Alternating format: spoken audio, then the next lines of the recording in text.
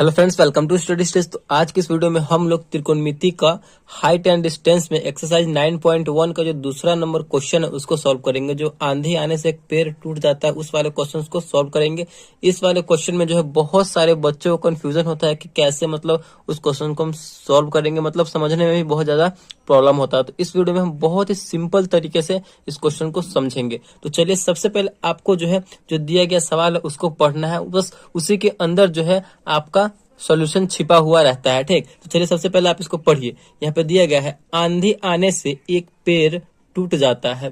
देखिए, आंधी आया, एक पेड़ है जो आंधी आने से टूट जाता है और टूटा हुआ भाग इस तरह मुड़ जाता है कि पेड़ का शिखर जमीन को छूने लगता है। पेड़ का शिखर कहने का मतलब क्या है?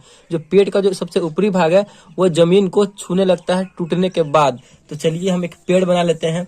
जैसे कि यहाँ पे एक पेड़ है, ठीक, ये एक पेड़ हुआ, ये एक पेड़ हुआ और आंधी आने से ये जो पेड़ है ये टूट जाता है। जब आंधी आएगा तो पेड़ किस प्रकार टूटेगा? इस प्रकार टूटेगा। ये पूरा हमारा पेड़ था और आंधी आया ना तो आधे पर से यहाँ पे ये टूट गया और ये जो टूटा हुआ भाग है यहाँ पे ये नीचे वाला जमीन है तो इसको छूने लगता है। ठीक, ये जो टूटा हुआ भाग है इसको टच कर रहा है। ठीक, बिल्कुल जैसे जैसे बोल रहा हूँ उसी प्रकार फिगर को समझेंगे तभी आपको ये समझ में आएगा। उसके साथ क्या बोल रहा है? शिखर जमीन को छूने लगता है और इसके साथ 30 डिग्री का कोण बनाता है। ठीक, जब ये यहाँ पे छू रहा है तो ये कितने डिग्री का कोण बना रहा है? तो 30 डिग्री का, यानी 30 डिग्री का यहाँ पे ये कोण बना रहा है। तो हमारा ये राइट एंगल ट्रायंगल हो गया, यानी समकोण त्रिभुज हो गया। समकोण त्रिभुज हमेशा कितने डिग्री का होता है? तो 90 डिग्री का होता है। ठीक, तो यहाँ पे उसके आगे क्या बोला जा रहा है, पढ़िए। पेड़ के पाद बिंदु की दूरी जहाँ पेड़ का शिखर जमीन को छूता है, जो यहाँ पे पेड़ गिरा हुआ है यहाँ जो, और पेड़ का जो यहाँ पे मेन पॉइंट है मतलब पाद बिंदु है, ये इसके बीच की जो दूरी है वो कितनी है? तो 8 मीटर है। यहाँ पे ये बोला जा रहा है पेड़ के पाद बिंदु की दूरी जहाँ पेड़ का शिखर जमीन को छूता है वो कितना है? तो 8 मीटर है। तो इसकी दूरी, इन दोनों के बीच की दूरी 8 मीटर है। तो यहाँ पे हमें बोला जा रहा है कि पेड़ की ऊंचाई ज्ञात कीजिए। तो हमें पूरा पेड़ का ऊंचाई ज्ञात करना है कि पेड़ का ऊंचाई कितना है। तो ये फिगर आपको समझ में आ गया होगा। चलिए इसका कुछ नाम दे देते हैं, जैसे कि इसका नाम दे देते हैं A, B, C और यहाँ पे इसको नाम दे देते हैं D। यानी BD जो है पूरा पेड़ की टोटल लंबाई है और यहाँ पे टूटा हुआ भाग कौन है? पेड़ का जो आधा पर से टूट गया है, A और C है। ठीक, तो इस फिगर में थीटा हमारा यहाँ पे, और थीटा कितने डिग्री का? तो 30 डिग्री। तो थीटा के सामने वाला हमेशा लंब होता है। ठीक, तो यहाँ ये जो थीटा के सामने ये पड़ रहा है AB, तो ये हमारा लंब हो जाएगा। ठीक, लंब को हम किस चीज से सूचित करते हैं? तो P से सूचित करते हैं, यानी परपेंडिकुलर। और ये हमारा तो आधार हो गया यानी बेस, तो हमारा ये B हो जाएगा और हमारा ये तो H हो ही जाएगा, यानी हाइपोटेनस कहने का मतलब है कर्ण। तो चलिए इसी से हम क्वेश्चन को आगे सॉल्व करते हैं। यहाँ पे 30 डिग्री बोला जा रहा है तो हमारा तो बेस मालूम है ही, तो हमारा बेस मालूम है। तो सबसे पहले हम इस टूटे हुए भाग को मालूम करते हैं कि टूटा हुआ भाग कितना होगा। तो H और B में हमको आना है। तो H कहने का मतलब कर्ण बटे में आधार हमको देखना है। कर्ण और आधार वाला कौन सा त्रिकोणमितीय अनुपात में आता है? ठीक, तो यहाँ पे cos थीटा में कर्ण और आधार आता है। तो आधार बटे कर्ण, ये cos में भी आता है और sec में भी आता है। ठीक, तो cos या sec दोनों में से किसी को भी आप ले सकते हैं। तो यहाँ पे हम cos को ही लेके चलते हैं, cos थीटा को। तो हमारा यहाँ पे थीटा का वैल्यू कितना है? तो cos थीटा इक्वल टू क्या होता है? तो आधार बटे कर्ण होता है। आप यहाँ पे सबसे पहले लिख सकते हैं कि समकोण त्रिभुज ABC में उसके आगे सॉल्व करेंगे तो cos थीटा बराबर आधार बटे कर्ण होता है। तो cos थीटा का वैल्यू कितना दिया गया है? तो थीटा का वैल्यू 30 डिग्री दिया गया है। तो cos 30 डिग्री इक्वल टू क्या हो जाएगा? आधार आपका क्या है? बेस हमारा 8 मीटर दिया हुआ है बटे कर्ण। कर्ण क्या है? AC है, तो यहाँ पे हम AC लिखेंगे। तो cos 30 का वैल्यू क्या होता है? तो √3/2 होता है cos 30 का वैल्यू। तो 8 बटे AC। अब इसमें हम क्या करेंगे? तो क्रॉस मल्टीप्लाई कर देंगे। ठीक, तो क्रॉस मल्टीप्लाई करेंगे तो कितना हो जाएगा? AC में √3 से करेंगे तो √3AC बराबर 8 दूना 16। तो AC इक्वल टू क्या हो जाएगा? 16। यहाँ पे √3 जो है गुना में लगा हुआ है, बराबर के उधर जाएगा तो भाग में हो जाएगा। तो AC इक्वल टू 16 बटे √3, यानी हमारा यहाँ पे कर्ण निकल के आ गया। जो हमारा टूटा हुआ भाग है पेड़ का उसका वैल्यू कितना आ गया? तो 16/√3।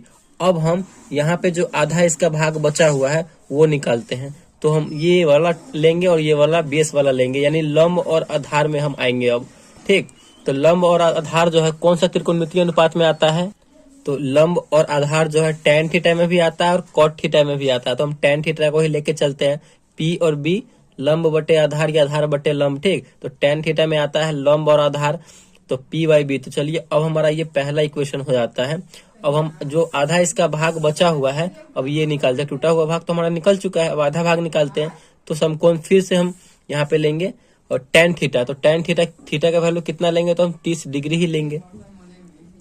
तो tan 30 degree equal to tan theta बराबर क्या होगा? लंब बटे आधार। तो लंब हमारा क्या है? AB है। आधार हमारा क्या है? BC है। तो tan 30 का वैल्यू क्या होता है? तो tan 30 का वैल्यू होता है 1/√3 इक्वल टू AB। AB का वैल्यू हमें नहीं पता है, वही निकालना है। और BC का वैल्यू दिया हुआ है कितना है? तो 8 मीटर है, तो 8। इसके बाद क्या करेंगे? हम क्रॉस मल्टीप्लाई करेंगे। तो क्रॉस मल्टीप्लाई करने के बाद क्या होगा? 8 में 1 से करेंगे तो 8, और √3 में AB से करेंगे तो √3 गुने AB। तो AB इक्वल टू क्या हो जाएगा? AB इक्वल टू हो जाएगा 8/√3, यानी हमारा ये समीकरण 2 हो गया। अब यहाँ पे देखिए, ये हमारा जो टूटा हुआ भाग है ये भी इसका भी वैल्यू यहाँ पे आ गया, और यहाँ पे जो हमारा आधा भाग बचा हुआ था पेड़ का ये भी निकल के आ गया। इसका वैल्यू कितना आया? तो 8/√3। तो अब हम इन दोनों को जोड़ देंगे, टूटा हुआ भाग का वैल्यू और जो आधा बचा हुआ पेड़ उन दोनों को जोड़ देंगे तो ये आपस में खड़ा हो जाएगा, यानी पूरा मिलकर पूरा खड़ा एक पेड़ हो जाएगा। तो उसका वैल्यू पूरा पता चल जाएगा कि वो पेड़ कितना मीटर का था, मतलब पेड़ की ऊंचाई कितनी थी। तो हम क्या करेंगे? इन दोनों को जोड़ देंगे, टूटा हुआ भाग और जितना पेड़ बचा हुआ है उन दोनों को आपस में जोड़ देते हैं। ठीक, तो यहाँ पे हम लिखते हैं समीकरण 1 और 2 को जोड़ने पर, समीकरण 1 है हमारा 16/√3 प्लस दूसरा है 8/√3। तो इसका पहले हम वो जो भिन्न का जोड़ होता है उसका एलसीएम लेकर के बना देंगे। √3 और √3 का एलसीएम लेंगे तो √3 हो जाएगा। 16 प्लस 8 मिलकर हो जाएगा ये 24/√3। देखिए, अगर हर में जब भी √3 रहे तो उसका हम हर का परिमेयकरण करते हैं, यानी नीचे जो है हर में रूट का वैल्यू नहीं होना चाहिए। रूट अगर है नीचे हर में तो उसका हम क्या करेंगे? तो हर का परिमेयकरण करेंगे। तो नीचे जो संख्या दिया हुआ है, नीचे जो संख्या दिया हुआ है उसी संख्या से ऊपर और नीचे में गुना कर देंगे। तो हर में हमारा √3 है तो √3 से ही ऊपर में और √3 से ही नीचे में गुना कर देंगे। यहाँ पे हर का परिमेयकरण किया जा रहा है। तो 24 में √3 से गुना करेंगे तो ये हो जाएगा 24√3 बटे में √3 से करेंगे। देखिए सेम संख्या है रूट के अंदर, तो रूट में रूट से करेंगे तो रूट से रूट कैंसिल हो जाएगा, बचेगा हमारा 3। 3 से 24 कर जाएगा, 3 8 24। तो यहाँ पे फाइनल जो हमारा आंसर आ जाएगा √8√3 मीटर, यानी उस पेड़ की जो हाइट, उस पेड़ की जो ऊंचाई होगी वो 8√3 मीटर होगी। ये आपका फाइनल आंसर हो जाएगा। तो यही तरीका है, बहुत ही सिंपल सा स्टेप था इस क्वेश्चन को सॉल्व करने के लिए। तो वीडियो आपको अच्छा लगा और पसंद आया तो प्लीज आप जो है इस क्वेश्चन को मतलब 2 या 3 बार प्रैक्टिस करेंगे तो आपके माइंड में ये अच्छे तरीके से सेट हो जाएगा और समझ में आ जाएगा। और वीडियो को अच्छा लगा और पसंद आया तो प्लीज वीडियो को एक लाइक कीजिएगा और चैनल पर नया है तो चैनल को सब्सक्राइब जरूर कीजिएगा। Thank you.